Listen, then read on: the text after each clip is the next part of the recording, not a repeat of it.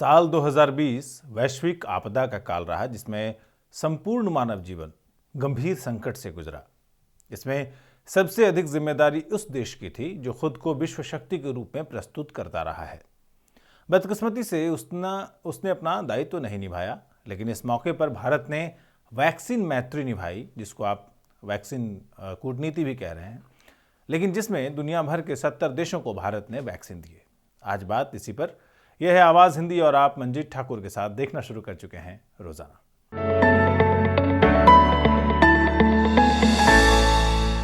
Covid काल में America खुद को बचाने में लगा रहा। यूरोप काफी हद तक लाचार दिखा। चीन, जिसे दुनिया ने एक बारगी कोरोना संकट के लिए दोषी मान लिया था और उसे अविश्वासी राष्ट्र के रूप में देखने लगी थी, महामारी को अवसर में बदलकर विशुद्ध कारोबारी का हुनर पेश करता नजर आया चीन। ऐसे में भारत ने वसुधैव कुटुंबकम की सनातन परंपरा के साथ अलग ही मिसाल पेश की है।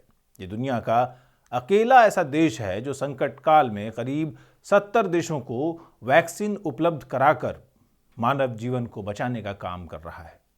प्रधानमंत्री नरेंद्र मोदी ने इसे वैक्सीन मैत्री का नाम दिया है। कूटनीतिक भाषा में इसे वैक्सीन डिप्लोमेसी भी कहा जा रहा है। अब गौरतलब बात यह है कि भारत ने ऐसा अपने नागरिकों के लिए पर्याप्त संख्या में वैक्सीन सुनिश्चित करने के बाद किया है। वैक्सीन डिप्लोमेसी को क्वाड ने भी अपना समर्थन दिया है। हाल ही में इंडो पैसिफिक के 4 देशों भारत, अमेरिका, जापान और ऑस्ट्रेलिया के स्वाभाविक गठबंधन क्वाड की वर्चुअल समिट हुई थी, जिसमें भारत की वैक्सीन स्ट्रेटेजी की काफी तारीफ हुई। क्वाड सदस्यों ने भारत की वैक्सीन डिप्लोमेसी को बूस्ट करने में सहयोग का रुख दिखाया।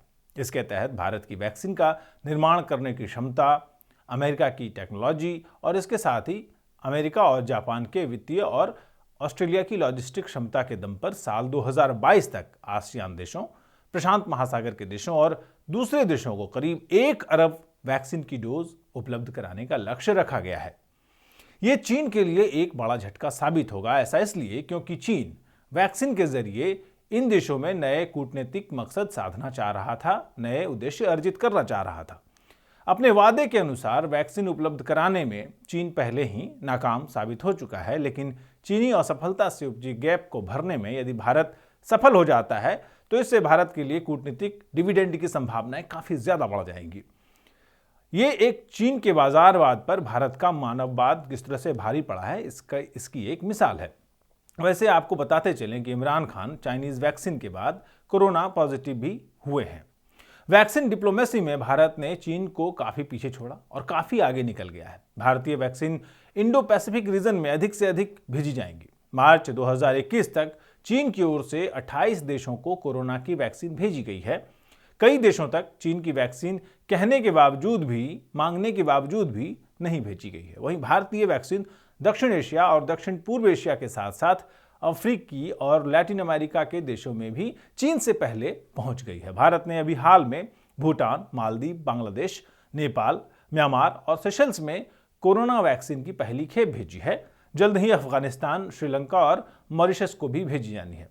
अगर हम संक्षेप में कहें, मुख्तसर बात यह है कि भारत की इस वैक्सीन डिप्लोमेसी की सबसे अच्छी बात यह है कि जिन देशों में वैक्सीन भेजी गई है उनमें से आधे से ज्यादा कम विकसित देश हैं, अल्प विकसित देश हैं, जबकि 1/3 छोटे द्वीपीय देश हैं, टापू वाले देश हैं, आइलैंड स्टेट्स हैं। ये भारत की छोटे देशों को साथ लेकर चलने की नीति जो है उसको दर्शाता है और यह भी बताता है कि भारत शांतिपूर्ण सहअस्तित्व और वसुधैव कुटुंबकम के आदर्श पर अब भी कायम है। संयुक्त राष्ट्र की एक रिपोर्ट के अनुसार अब तक 95% कोरोना वैक्सीन केवल 10 देशों को ही दी गई है, यानी करीब 90% देश इससे कमोबेश अब भी वंचित हैं। इस हिसाब से देखा जाए तो भारत की वैक्सीन मैत्री को एक सकारात्मक पहल के रूप में देखा जा रहा है, न केवल कूटनीतिक दृष्टिकोण से। यानी भारत के जो ये वैक्सीन देने की जो काम है उसमें कूटनीति के साथ साथ मैत्री का संदेश भी है।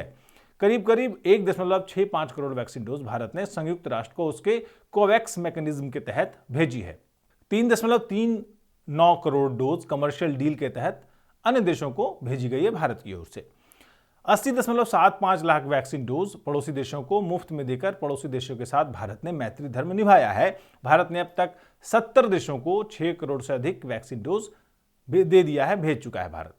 इसमें दक्षिण अफ्रीका को 10 लाख, श्रीलंका को 13 लाख, नेपाल को 23 लाख, सऊदी अरब को 30 लाख, म्यांमार को 37 लाख, नाइजीरिया को 39 लाख, ब्राजील को 40 लाख, मोरक्को को 70 लाख और बांग्लादेश को सबसे अधिक 90 लाख वैक्सीन डोज भेजे जा चुके हैं। तो क्या इस वैक्सीन डिप्लोमेसी या मैत्री के क्या अर्थ निकलते हैं, इनके क्या मतलब हैं? भारत चीन दुनिया के दूसरे देशों को जो वैक्सीन डोज दे रहा है उसमें सबसे बड़ा पक्ष तो इसका इंसानियत का पक्ष है, मानवीय पक्ष है, इसमें किसी को भी संदेह नहीं होना चाहिए। लेकिन हम एक राष्ट्र हैं और राष्ट्र के तमाम कामों के पीछे, अंतर्राष्ट्रीय गतिविधियों के पीछे कूटनीतिक पक्ष जरूर होता है और यही कारण है कि कुछ जानकार इसे सिर्फ मानवीय पक्ष तक सीमित करके इसका विश्लेषण कर रहे हैं और कुछ इसका दायरा दक्षिण एशिया और दक्षिण पूर्व एशिया में चीनी दबदबे को कम करने को लेकर के मान रहे हैं। लेकिन सच ये है कि भारत मानवता की रक्षा के साथ साथ मैत्री का धर्म भी निभा रहा है। क्योंकि चीन इन देशों में घुसपैठ करके भारतीय हितों को लगातार नुकसान पहुंचाने की कोशिश कर रहा है और काफी हद तक वो कामयाब भी रहा था। लेकिन अब ये देश इस बात पर विचार करने के लिए जरूर बेबस होंगे कि वास्तविक मित्र, असली मित्र भारत है, चीन नहीं है। अब सवाल ये उठता है कि आखिर ये वैक्सीन डिप्लोमेसी क्यों जरूरी है? भारत को दुनिया के दूसरे देशों की वैक्सीन से मदद करना जरूरी है ताकि खुद को एक जिम्मेदार ग्लोबल पावर के रूप में स्थापित कर सके। वैसे नेपाल, बांग्लादेश, भूटान और श्रीलंका जैसे देशों के लिए इस मदद के कुछ अलग मायने भी हैं। आपको ध्यान होगा कि आज भी बांग्लादेश के लोग भारत से खुद का ज्यादा जुड़ाव महसूस करते हैं, चीन से नहीं। नेपाल में चीनी घुसपैठ और कम्युनिस्ट शासन के बावजूद नेपाली आज भी भारत को बेहद करीबी दोस्त मानते हैं। यही स्थिति श्रीलंका की भी है। ऐसे में इन देशों को भारत सरकार की तरफ से सक्रिय सहायता मिलने का मतलब है रिश्तों की बॉन्डिंग को और अधिक मजबूत करना। जो भी हो, इन देशों का भारत में भरोसा, भारत से निकटता का एहसास और भारत से अपेक्षाएं एक बार फिर से ये साबित करता है कि भारत वैक्सीन डिप्लोमेसी में और वैक्सीन मित्रता में विजयी साबित हुआ है। आज के रोजाना में इतना ही। दीजिए इजाजत मंजीत ठाकुर को। नमस्कार।